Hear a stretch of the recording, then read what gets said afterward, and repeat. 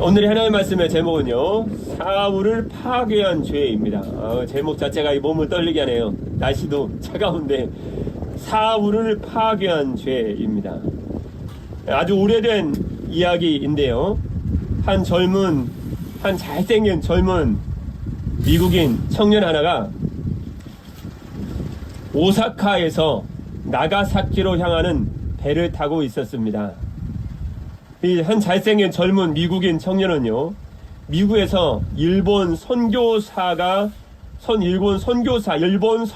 한 사람이 되기 위해서 오랫동안 훈련을 받고 이제 일본 한 임지로 부임하기 위해서 가는 중이었습니다. 배를 타고 있었죠. 오사카에서 나가사키로 향하는 배를 타고 있었습니다. 선교사님이었습니다. 미국인, 선교할 곳은요, 일본. 그는 꿈에 부풀어서 배를 타고 가고 있었죠. 그는 자기가 만나서 구원할 영혼들을 향해서 사랑을 느끼면서 기도하고 있었다고 합니다. 그리고는 잠자기 위해 자기 배 밑에 있는 숙소로 이제 내려갔는데요. 근데 그날따라 배를 타고 일본으로 가고 있는 중에 그 바다에서 비가 몹시 쏟아졌다고 합니다. 잠자리에 든 청년은 무엇인가 배가 흔들거리고 느낌이 좋지 않고 이상한 느낌이 들어서 갑판으로 나와봤더니 배가 점점 기울고 있어요. 침몰하고 있었습니다. 배가.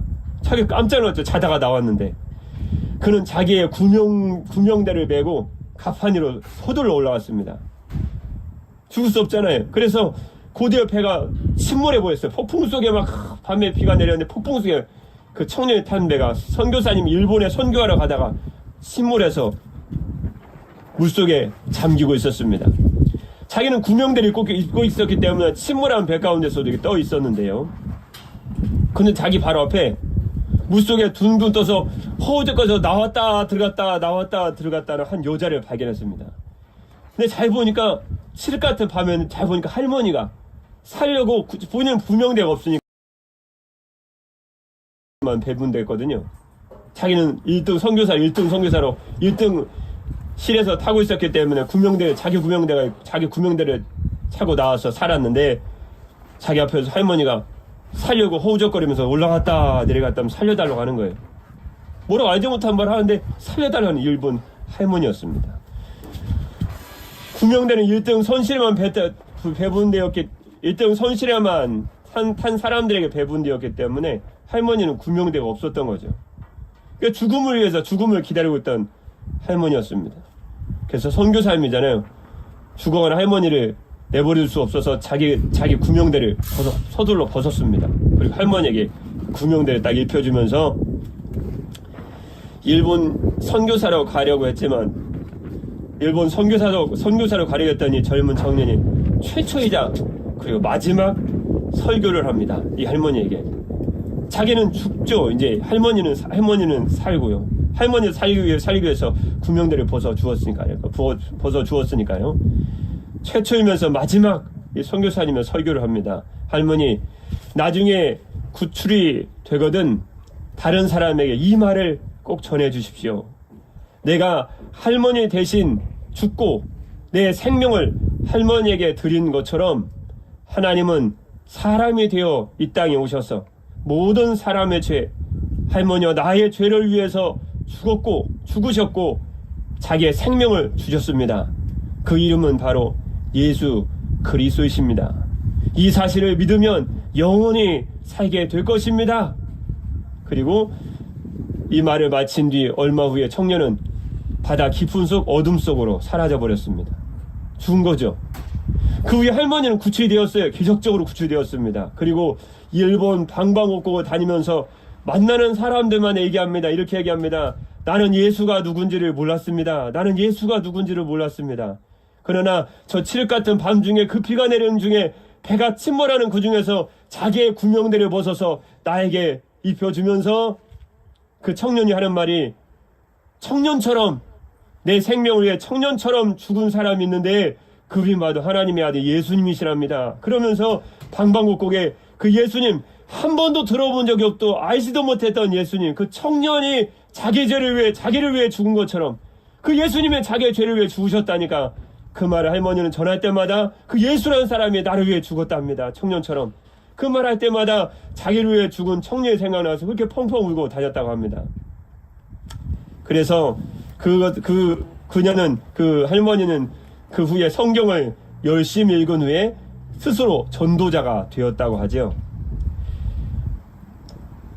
이 서론의 이야기를 통해서 하나님께서 우리에게 주시는 한 가지의 교훈의 말씀이 있습니다. 그것은 예수님께서 저와 여러분의 죄를 위해서, 우리를 죄에서 구원하시기 위해서 예수님께서 이 땅 가운데 오셨고 예수님이 십자가에서 죽으시고 다시 부활하셨다는 사실입니다.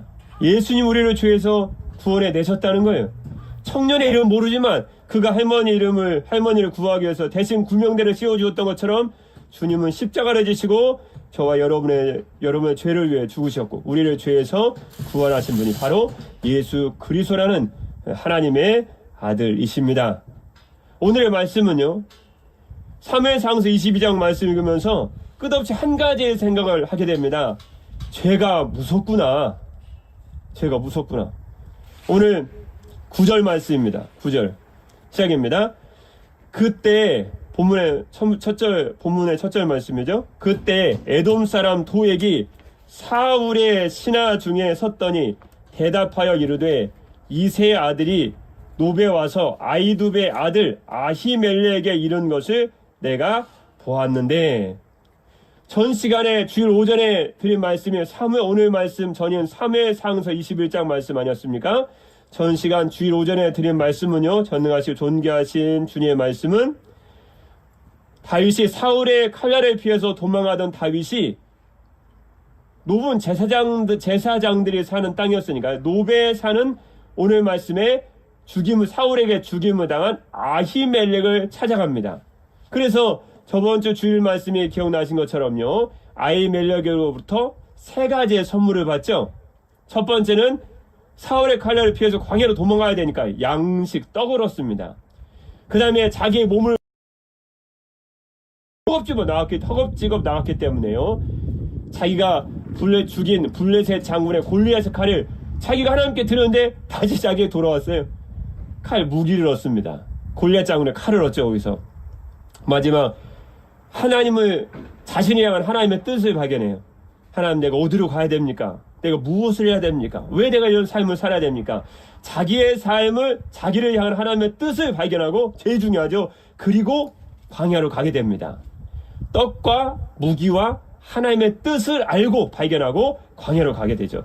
이것을 이때 전에 사무엘상서 21장 7절 말씀이면 성소 영내에 사울의 목자장이 있었습니다.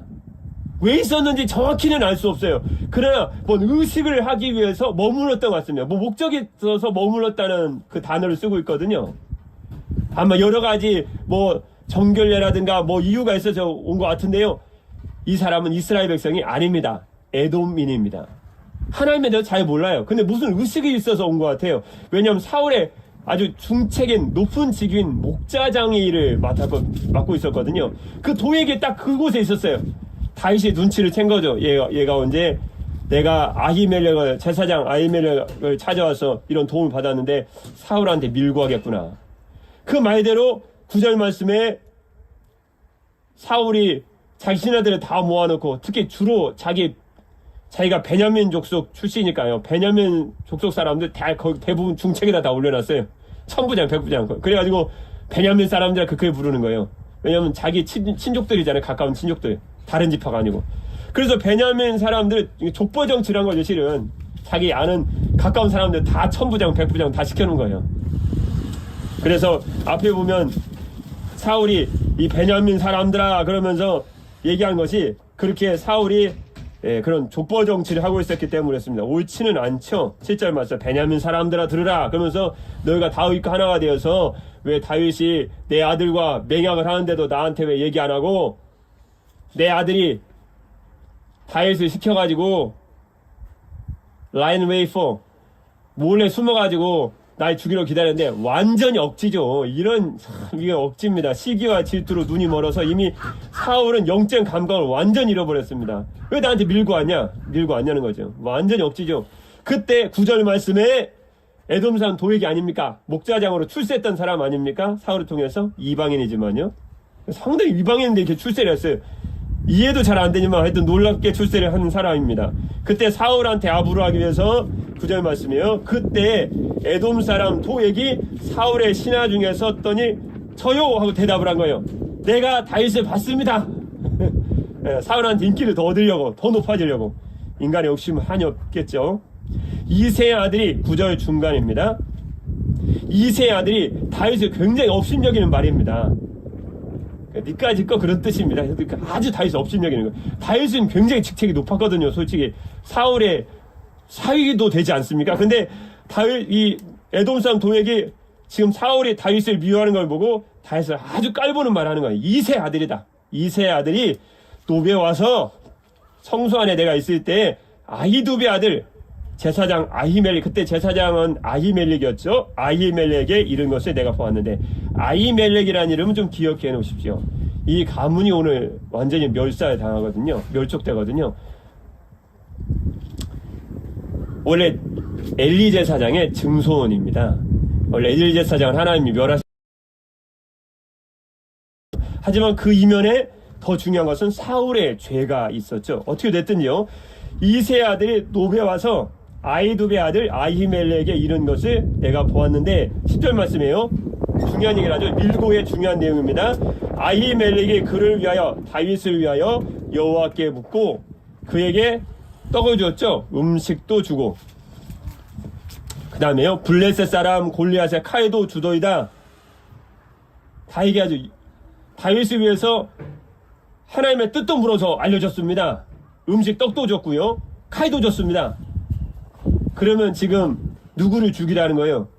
다윗과 한편인 아히멜렉을 가만두면 안 됩니다. 그 뜻이요. 왜냐하면 밀고를 통해서 자기의 지위가 더 높아지고 싶었던 거죠. 에돔 사람 도액은요.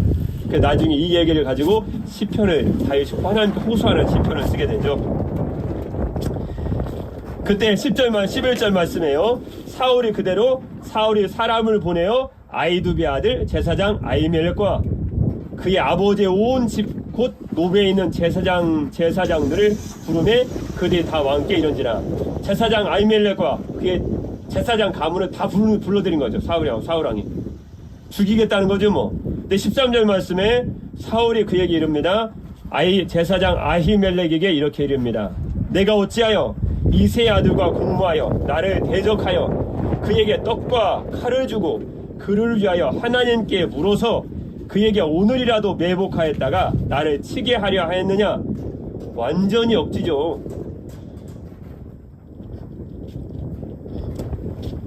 오늘이라도 매복하였다가 나를 치게 하려 하였느냐. 다윗이 그런 적이 없죠. 뭐. 완전히 그냥 시기 질투로 영적 눈이 어두워졌습니다. 그때 아히멜렉이 이제 왕에게 대답하죠. 14절 말씀이에요. 14절과 15절 말씀인데 14절 말씀이에요. 아히멜렉이 왕에게 대답하기로되 왕의 모든 신하 중에 다윗같이 충실한 자가 누구인지요. 그는 왕의 사위도 되고 왕의 후위대장도 되고 왕실에도 존귀한 자가 아니니까. 사실이죠. 15절 말씀이에요. 내가 다윗을 위하여 하나님께 물은 것이 오늘이 처음이니까. 처음 아니죠. 결단코 아닙니다. 원하건대 15절 말씀에 계속되죠. 아히멜렉의 얘기입니다. 왕은 종과 종의 아비 온 집에 아무것도 돌리지 마옵소서. 왕의 종은 이 모든 크고 작은 일에 관하여 아는 것이 없나이다. 다윗이 쫓겼는지 난 몰랐습니다. 그리고 하나님께 물은 게 처음입니까? 다윗은 보통 사람이 아니지 않습니까? 모든 신하 중에 다윗까지 충성스러운 신하가 없고 다윗은 왕의 사위도 되고 왕의 후위 대 내가 하나님께 이 일을 물었다고 해서 왜 저에게 책망하십니까? 나는 다윗이 사울왕의 칼을 피해서 도망하지 나는 하나도 몰랐습니다. 몰랐죠, 아히멜렉은. 근데 에돔 사람 도액은 알았죠. 다윗이 아히멜렉 앞에 사울의 왕명을 가지고 간다는 거짓말한 거 도액은 알았거든요. 근데 그 얘기는 싹 빼잖아요. 그러니까 싹 빼고 칼 줬습니다. 무기 줬습니다. 하나님 뜻을 물어서 알려줬습니다. 그 말만 딱 드림으로 완전히 사울 왕이 아히멜렉 완전히 오해하도록 만들어서, 아히멜렉은 몰랐는데요. 다윗이 사울의 칼날 피해 도망갔는데 전혀 몰랐는데요. 억울합니다. 왜 저한테 그럽니까? 그런데 사울은 이미 아히멜렉을 죽이기로 결단한 거죠. 참 죄가 이렇게 무섭습니다. 죄가 사울 왕을 확 휘어잡아 버리니까 완전히 사울 왕부터 파괴를 하고, 그 다음에 누구를 파괴할까요? 사울 왕의 대적인 다윗과 그와 함께하고 그를 도와준 사람은 다 죽이려고 하는 거예요. 그래서 17절 말씀에요. 왕이 좌우의 호위병에게 이르되, 17절입니다. 돌아가서 여호와의 제사장들을 죽이라. 사울이 지금 겁이 없습니다. 자기 입으로 하나님의 제사장이래요. 그러면서 죽이래요. 하나님은 두려워하지 않는 거예요. 사울이 완전히 헷가닥 지금 간 겁니다. 영적으로도 완전히, 육적으로, 정신적으로도 완전히 지금 제정신이 아닙니다. 그들도 다윗과 합력하고 다윗과 함께한 사람을 살려두지 않으려고 한 거죠. 또 그들이 다윗이 도망한 것을 알고도 실은 몰랐는데요. 내게 알리지 아니하였음이라 하나 왕의, 그 다음 말씀 잘 보시면요, 왕의 신하들이 손을 들어 여호와의 제사장들 죽이기를 싫어한지라. 오늘 말씀 계속 포인트가 한 가지만 집중하시면 됩니다. 뭐냐면요, 무엇이 지금 사울을 완전히 영적으로도 정치적으로 육적으로도 완전히 파괴하고 있는지를 잘 보시면 돼요. 그게 오늘 말씀 포인트, 핵심 포인트예요. 죄가 그렇게 만들었다는 거예요. 그런데 죄는요, 먼저 죄를 가진 사람부터 파괴시킵니다. 미워하면요, 내가 먼저 죽는 거예요. 빼짝빼짝 마르는 거예요. 시기질투하면 본인이 괴로워서 잠이 안 와요. 다른 사람은 잘 살아도 시기하고 질투하는 사람은 잠이 안 와요. 괴로워요. 불행해요. 우울증 걸려요. 왜냐하면 본인의 마음의 죄가 자기부터 존모가 들어가는 거예요. 여러분, 코로나 좀 유행이지만 코로나 걸리면 본인이 힘들죠. 안 걸린 사람이야 걸릴 때까지 괜찮잖아요. 근데 질병같이, 죄는 더 무서운 질병같이 그 영혼을, 그 사람의 정신세계를 완전히 파괴를 시킵니다. 하나님도 안 보이는 거예요. 하나님도 두려워하지 않게 되고, 그 다음에 누구를 죽일까요? 상대방을 말씀해요. 왕이 도액에게 이르되 너는 돌아가서 제사장들을 죽이라 하며, 에돔 사람 도액에게 돌아가서 제사장들을 쳐서 그날에 세마포 에봇 입은 자 85명을 죽였고, 도액은 에돔 사람이잖아요. 하나님에 대해서 잘 모릅니다. 하나님을 두려워하지 않아요. 이방인이잖아요. 그러니까요, 에돔 사람 도액이 18절 말씀 중간입니다. 제사장들을 쳐서 그날에 세마포 에봇 입은 자 85명을 죽였다. 먼저 죄는 죄를 가진 사람을 파괴하고요, 두 번째는 상대방을 파괴하기 시작합니다. 다른 사람 죽이기 시작한다는 거예요. 못살게 구거나 아니면 자기를 대적하는 모든 사람을 죽이죠. 보면요,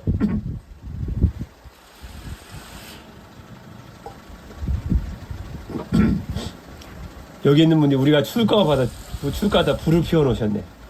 네, 불을 피워놓으셨어요. 따뜻하지 않으십니까? 갈라디아서 5장 9절 말씀이에요. 적은 누룩이 온 덩이에 퍼지느니라. 그런데 적은 누룩이 퍼질 때 어디부터 퍼질까요? 죄를 가진 사람들 마음부터 퍼지는 거예요. 자기부터 퍼지기 시작합니다. 그리고 남에게 퍼지죠. 그런데 로마서 6장 23절 말씀 보면요, 죄의 삭은 사망이요 하나님의 은사는 그리스도 예수 우리 주 안에 있는 영생이니라. 죄의 삭은 사망이죠. 자기를 먼저 죽이기 시작합니다. 자, 이제 본론 말씀, 이제 굉장히 쉬운 말씀인데요, 간단하게 살펴보도록 하겠습니다. 사울을, 예수님께서 이렇게 우리를 죄에서 구원하시기 위해서 우리 가운데 오셨는데요, 죄의 특성이 있습니다. 죄의 특성. 오늘 말씀은 사울을 파괴한 죄입니다. 그리고 그 죄를 어떻게 예수님께 해결하셨는지, 그리고 우리에게 그것이 주는 의미를 살펴보시면 되겠습니다. 간단하면서도 굉장히 중요한 말씀들이기 때문에요. 여러분 귀 기울여서 잘 보시면 되겠습니다. 우리의 신앙의 핵심적인 원리가 실이 간단한 말씀에 들어있거든요. 어떻게 하나님의 복을 받는가, 어떻게 하나님과의 관계가 회복되는가, 다 죄의 관계가 되는 것입니다. 우리가 몰라서 그래요. 아니라고 하도 부인해서 그렇지, 실은 사울을 파괴하고 무너뜨렸던 것, 아히멜렉을 죽이고 남을 괴롭혔던 건 다 사울 안에 있는 죄였다는 것이죠. 자, 사울을 파괴한 죄에서요, 먼저 죄의 특성입니다. 간단히만 살펴보겠습니다. 먼저는요, 죄는 죄의 특성입니다. 죄는 죄를 가진 사람을 파괴합니다. 두 번째는요, 죄를 가진 사람은요, 그 주변에는 상대방을 파괴합니다. 세 번째 죄의 특성은요, 죄를 가진 자와, 죄 가진 자도 불행한 거예요. 죄를 가진 자와 죄를 가진 자 앞에 있는 상대방을, 그 다음 말씀입니다, 완전히 파괴할 때까지 결코 죄는 멈추지 않습니다. 성도들이 오해하는 면이 있습니다. 악인은 하다 말겠지. 절대 하다 말지 않습니다. 자기의 목적한 대로 자기도 파괴되지만요, 미워하는 사람이 있는 자기 몸부터 파괴되지만, 자기가 목표라는 그 사람을 완전히 파괴할 때까지 죄는 결코 멈추지 않는다. 그게 악인의 그래도 최후인 거예요. 그러다 자기도 죽고 결국 망하는 거예요. 죄를 가진 사람을 먼저 파괴하고요, 그 다음에 상대방을 파괴하고, 세 번째는 죄를 가진 자신과 상대방을 완전히 무너뜨릴 때까지 결코 죄는 포기하지 않습니다. 그게 죄가 악한 거예요. 그래서 악인들이 그래서 그렇게 악하게 하는 거예요. 그 사람에는 죄가 그렇게 만드는 거예요. 죄는 우리도 두려워하면서 우리도 멀리해야 되겠죠. 그러면 죄를 이기기 위해서 여러분은 어떻게 하고 계셨나요? 그 죄가 왜 그렇게 중요한가? 죄를 이기는 것이 그렇게 중요합니다. 아직 아무리 얘기해도 못 깨달으신 분들은 뭐 별로 없겠지만, 그들 아주 소수의 분들이 지금도 죄가 얼마나 우리 신앙생활을 파괴하는지를 잘 모르시는 것 같아요. 왜 우리가 죄를 이겨야 되는가? 그건 하나님과의 관계성을 회복하기 위해서 그렇습니다. 신앙은 하나님과 관계거든요. 관계가 회복이 돼야 돼요. 그럼 관계 회복되는 거 왜 이렇게 중요한가? 관계 회복을 통해서 하나님께서 우리에게 주시고자 하는 모든 게 다 쏟아져 내려와요. 관계를 통해서. 근데 사람들은 많이 오해를 하더라고요. 예배만 좀 참석하면 되겠지, 신앙생활 좀 오래 하면 되겠지. 절대 그렇지 않습니다. 그건 굉장한 오해예요. 지금 신앙생활이 무엇인지를 그분들은 너무나 오해하고 있는 거예요. 기도와 예배와 신앙생활, 성도의 신앙의 연륜은 중요한 것도 사실이지만요, 가장 중요한 핵심을 놓쳐버리면 아무리 신앙생활 오래 해도 회복 안 됩니다. 정말 중요한 것은 죄 문제를 해결함으로 하나님과 우리의 관계를 회복시켜야 돼요. 그래야 하나님께로 우리에게는 좋은 것이 오거든요. 그게 아주 신앙생활의 핵심 중의 핵심입니다. 거기서 갈피를 딱 잡아야 돼요. 거기서부터 풀어가야 돼요. 많은 분들이 헤매내시는 이유가 그게 안 되셔서 그래. 그러면 죄를 이기기 위해서 여러분이나 성도들, 우리는 어떻게 할까요? 첫 번째는 이런 마음 품죠. 그거 정말 깨달은 분들은 그 다음에 이렇게 하죠. 정말 죄를 이기고 싶다. 간절한 소망을 갖습니다. 그렇지 않나요? 아니, 하나님께로부터 죄를 이기고 하나님과 관계가 회복되면 하나님께로부터 좋은 것이 온다면서요. 그걸 비밀을 딱 아는 분들은 그다음부터 죄를 정말 이기고 싶어요. 한 번도 그런 생각 안 하고 살다가, 죄만 짓고 살다가, 옛날에는 죄 많이 지어도 잘 안 때리시던데 요즘은 죄만 지으면 그 순간부터 계속 하나님 간섭하시는 걸 알고, 이거 뭔가 있나 보다, 그 깨달은 분들은 죄를 이기고 싶어요. 그러나 죄를 이기고 싶다는 간절한 소망만을 품다 그래서 죄를 이길 수 있을까요? 여러분, 그래도 결코 내버려 죄를 이길 수 없어요. 어떤 분들은 죄를 정말 이기고 싶다, 이 소망을 품으면 죄를 이길 수 있다고 생각해요. 여러분, 그런다고 죄가 이길 수 있는 게 아니에요. 왜요? 죄는 더 큰 소원을 여러분에게 갖고 있거든요. 그 말씀이 어디 있을까요? 창세기 4장 7절 말씀에 보면요, 개역 한글 성경에 이렇게 되어 있죠. 내가 선을 행하면 어찌 낯을 들지 못하겠느냐. 가인에게 하신 주님 말씀, 죄가 문에 엎드리느니라. 마치 짐승이 탐욕스러운 맹수 같은 짐승이 그 집안에 있는 자를 집어삼키려고 문 앞에 엎드리는 것을 죄로 묘사한 거예요. 죄가 문에, 내가 선을 행하면 어찌 낯을 들지 못하겠느냐, 선을 행치 아니하면 죄가 문에 엎드리느니라. 그 말씀 다음 말씀에 주목해 보십시오. 마치 맹수처럼 으르렁거리면서 그 앞에 집안에 있는 사람 나오기만 하면 삼켜버릴 듯한 그 모습을, 맹수의 모습을 죄로 비유한 거예요. 죄의 소원은 내게 있으나, 그런 말씀 뭐라고요? 주님 뭐라고 말씀하셨어요? 죄의 소원은 desire. 죄의 욕망은 desire to, 죄가 바라는 것은 그 집안에 있는 사람을 삼켜버리는 거래요. 죄의 소원은 내게 있으나 그랬어요. 너는 죄를 다스릴지니라. 사람들이요, 죄를 이기려면, 죄를 이기고 싶다는 가득한 소망을 품으면 죄를 이길 수 있다고 생각해요. 천만에 천부당 만만에 않습니다. 죄는 더 강한 소원으로 여러분을 삼키려고 하거든요. 그러니까 죄를 이기고 싶다는 소망과 같다, 이건 절대 안 됩니다. 안 되시는 거 아시죠? 이기고 싶다, 팡팡 넘어집니다. 내가 죄를 이기고 싶은 소원이 있는데 그 마음은, 죄송합니다만 가상하지만, 죄는 여러분에게는 더 desire, 더 강한 욕망과 소원을 품고 있어요. 왜? 여러분을 집어삼키려. 그러니까 사월을 완전히 파괴할 때가 죄가 놓지 않는 거예요. 참, 인생이요, 죄가 있으면 인생에 행복할 수도 없고 하나님과 관계가 회복될 수도 없다는 것을 알 수 있습니다. 으르렁거리는 맹수처럼 여러분 안에서 죄가 엎드리고 있다는 거예요. 간절한 죄를 이기고 싶은 소망만 가지고는, 그 마음은 가상하고 좋은 것이지만 그거 갖고 그것만은 죄를 이길 수 없구나. 두 번, 죄를 이기기 위해서 내가 안간 힘을 쓰면 죄를 이길 수 있는가? 힘쓰고 애쓰면 죄를 이길 수 있는가? 맹수처럼 아무리 나를 으르렁거리면서 나를 집어삼키려는 죄의 소원이 있지만, 내가 그래도 주님 믿는 사람인데 내가 죄를 이기고 싶고, 죄를 이기고 안간 힘을 쓰고 어떻게 하든 이겨보려고 애를 쓰면 죄를 이길 수 있는가? 천만에 천부당 만부당한 말씀입니다. 내가 이기고 싶다고 해서 죄는 이길 수 있는 게 아니에요. 여러분, 죄는 더 강한 힘으로 나를 더 억누르고 잡아 삼키려고 한다는 거죠. 그 말씀이 어디 있나요?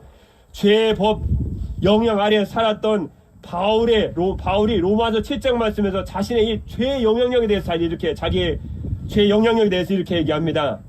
로마서 7장 24절 말씀이에요. 죄의 법 영향 아래에 있었던 바울이 이렇게 자신의 모습을, 자기의 인생을 고백합니다. 로마서 7장 24절 말씀이에요.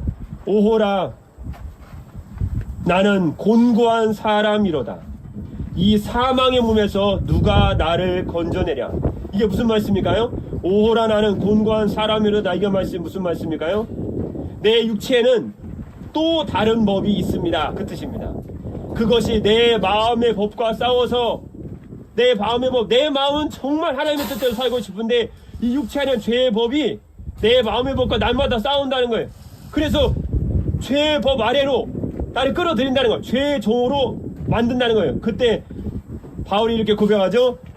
나는 얼마나 비참한 사람인가. 누가 이 죽음의 몸에서 나를 구해내겠는가. 이렇게 고백했다는 거죠. 그래서 죄를 이기기 위해서 힘쓰고 애쓰는 것은 참 가상하고 귀한 일이긴 하지만요, 그게 없으면 안 되죠. 그러나 죄를 이기기 위해서 힘쓰고 애쓴다고 해서 죄를 이길 수 있는 것은 아니라는 것입니다. 그럼 어떻게 하면 돼요? 죄를 이기고 싶은 마음을 품어도, 소망을 품어도 그 마음은 가상하고 귀하지만 죄를 이길 수 없고, 이기려고 오늘도 애쓰고 내일도 애쓰고 계속 애쓴다고 해서 죄를 이길 수 없다면, 그러면 우리는 어떻게 해야 되나요? 사울을 완전히 우리를 파괴하는 것이 죄인데, 죄를 어떻게 하면 이길 수 있을까요? 그것은 우리의 삶에서 습관적으로 짓는 죄를 이기고 승리해야 하나님과의 관계가 회복되고 주님께로부터 오는 풍성한 은혜를 받아 누릴 것인데, 어떻게 하면 우리가 습관적으로 짓는 죄를 이길 수 있을까요? 어떻게 하면 죄를 이길 수 있을까요?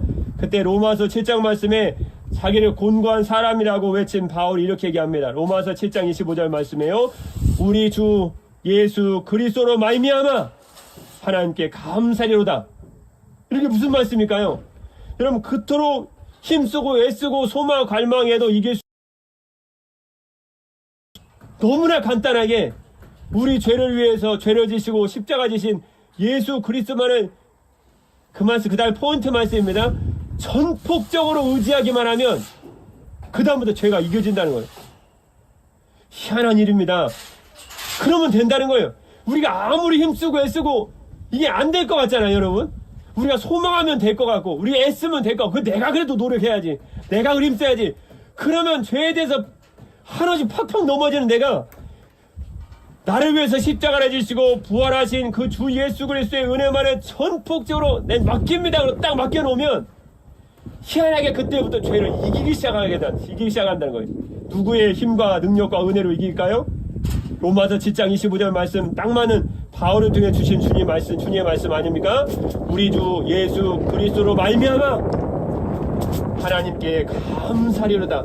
그 다음에 로마서 8장 1절 말씀 이렇게 말씀해 주시고 있죠. 그러므로 이제 그리스도 예수 안에 있는 자에게는, 그리스도 예수 안에 있는 자에게는, 이게 무슨 말씀이에요? 주님만을 굳건히 의지하고 주님 안에 거하는 자에게는 결코 정죄함이 없나니 이는 그리스도 예수 안에 있는 생명의 성령의 법이 죄와 사망의 법에서 너를 해방하였습니다. 우리의 삶의 문제 가운데 우리가 많은 실패를 경험하는 이유가 있습니다. 우리가 노력을 덜해서 그럴까요? 그럴 수도 있어요. 우리가 간절한 소망이 적어서 그럴 수도 있을까요? 그럴 수 있습니다. 그런데 가장 중요한 것을 지금 놓치고 있는 거예요. 그건 주님을 전폭적으로 의지하는 거예요. 안 될 것 같죠? 그러나 거기에 비밀이 있는 거예요. 왜 우리가 계속 넘어가는가? 하나님 우리 계속 넘어지게 어쩌면 주님이 계속 이렇게 우리를 그런 시험 가운데 자꾸 이렇게 넘어지게 하는 그런 상황 가운데 주시는 이유가 있어요. 네가 깨달으라는 거예요. 네 힘으로 안 된다는 거예요. 그러면 전폭적으로 주님을 의지했을 때 하나님께 승리하는 것을 알면요, 그때 드디어 아하, 신앙이 이런 것이구나 라고 본인이 아주 철저하게까지, 이게 주님을 의지하는 거구나, 이게 주님을 의지하고 사는 것이구나, 그걸 알아요. 그럼 우리 신앙생활은 전폭적으로 주님을 의지했나요? 그게 아니었다는 거예요. 그냥 30% 의지하면서 본인이 그냥 의지한다고 생각하는 거예요. 마음에 스스로 위로를 그냥 가는 거예요. 나머지는 내가 하는 거예요. 그냥 내가. 아니면 소원을 품든가 아니면 이기려고 애쓰든가. 그래가고 이길 수 없다는 걸 주님이 가르쳐 주시는 거죠.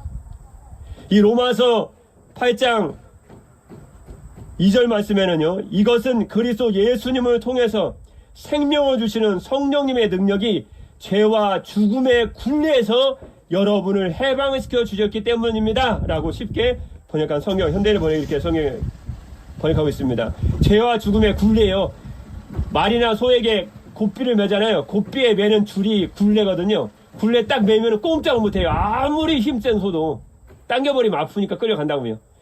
죄와 죽음은 굴레와 같아요. 사람의 힘으로 죄와 죽음을 절대 이길 수 없다는 것입니다. 오직 예수 그리스도의 십자가와 부활의 능력만이, 십자가의 능력만이 우리를, 그것을 의지할 때 우리 주님이 우리를 이기게 하신다. 죄를 이기고 사망을 이기게 하신다라는 말씀이었습니다.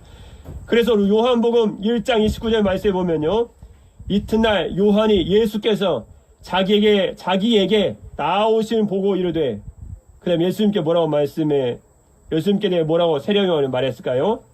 보라, 세상 죄를 지고 가는 하나님의 어린 양이로다.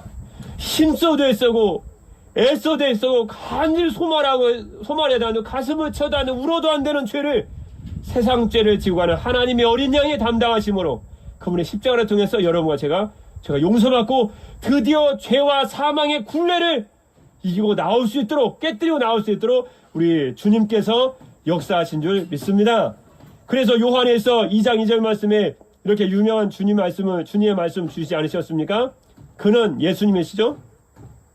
우리 죄를 위한 화목제물이니 우리만 위할 뿐 아니오 온 세상에, 그 다음이요, 죄를 위하심이라. 이 말씀은요, 그분은 예수님은요, 우리 죄를 위해 화해의 제물이 되셨습니다. 우리의 죄만 아니라 온 세상의 여러분과 저의 죄를 위해 그렇게 되신 것입니다. 예수님이 그래서 우리와 여러분과 저의 죄를 위해 십자가를 지셨다는 거예요. 그게 핵심적인 말씀입니다. 요한복음 3장 16절 말씀에요, 하나님이 세상을 이처럼 사랑하사 독생자를 주셨으니 이는 그를 믿는 자마다 멸망하지 않고 영생을 얻게 하려 하심이라. 주님께서 이렇게 말씀해 주셨습니다. 여러분, 구필화가 아시나요? 구필화가 이 이야기하고 이제 마칠 것인데요. 여러분, 구필화가 아시나요? 구필이죠. 입에다가 붓을 물고 글씨나 그림을 그리는 사람이죠. 이 구필화가 입으로 글씨나 그림 김준호 씨라는 분이 간증을 쓴 책이 있는데요. 김준호 씨라는 분의 이야기입니다. 이 김준호 씨는 대학교 2학년 때 기술병으로 군대에 입대했는데요. 그런데 군대에서 불행하게도 탱크 위에서 작업을 하다가 그만 하다가 미끄러져 갖고 머리부터 떨어진 거예요. 그래서 땅에 떨어져 목이 부러져 버렸어요. 그 때문에 이 김준호 씨는 손과 발을 조금도 움직일 수 없는 완전한 장애인이 되어버렸습니다. 목 아래는 아무것도 움직일 수가 없어요. 목이 거꾸로 떨어져서 목이 부러졌기 때문에. 그래서 너무 급한 나머지 부산 육군병원에서 치료를 받다가 다시 국군 통합병원으로 가서 치료를 받았는데 결국은 치료가 안 되고 국가 유공자들을 위해서 치료하는 병원이 있잖아요. 옛날에는 원호병원이라고, 지금 보훈병원이라고 하죠. 원호병원에 이송되어 지내가서 치료를 받고 있었습니다. 한참 활동할, 이제 군대 들어가서 이제 한참 활동할 20대 젊은 나이에 그는 손발을 쓸 수 없는 완전한 장애인이 되고 말았습니다.